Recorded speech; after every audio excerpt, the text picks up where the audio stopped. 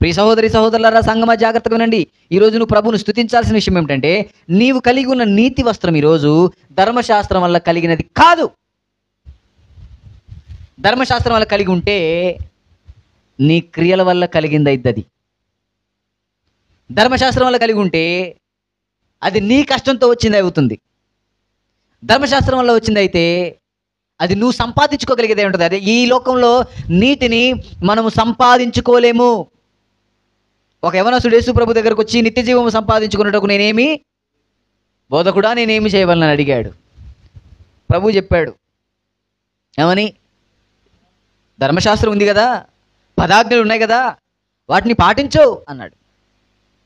అవి నేను బాల్యం నుండే పాటిస్తున్నాను అన్నాడు.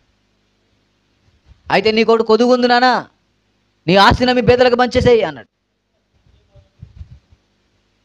తిట్టుకుంటూ నిట్టూర్చుకుంటూ బాధపడుతూ వ్యసన పడుతూ వెళ్ళిపోయాడు యేసు ప్రభు దగ్గర నుంచి.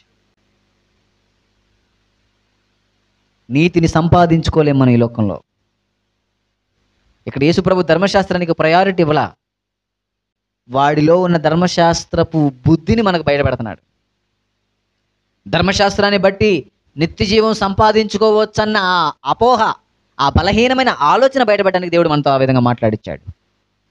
ఏమంటే ధర్మశాస్త్రాన్ని తూచా తప్పకుండా పాటించగలిగే వాడికి డబ్బు మీద ప్రేమ వ్యామోహం పోయిందా? ఆస్తిని వదులుకోలేకపోయాడు. అంటే అర్థం ఏంటంటే ధర్మశాస్త్రం అంతా పాటించాడు, కానీ ఈ ధర్మశాస్త్రము, ఈ 10 ఆజ్ఞలు, ఈ మంచి క్రియలు తనలో ఉన్న ఆ యొక్క వ్యామోహాన్ని కడిగి వేయగలిగాయా? నీకు నిత్య జీవమును ఇవ్వగలిగినది దేవుని ప్రేమ ద్వారా యేసుక్రీస్తు జరిగించిన క్రియ మాత్రమే. దేవునికి మహిమ కలుగును గాక. మన క్రియలేమీ లేవు మనం నీతిమంతులుగా తీర్చబడడానికి. ఈరోజు ధర్మశాస్త్రమును బట్టి దేవుని శిక్షకు పాత్రున్నై ఉన్న నన్ను యేసు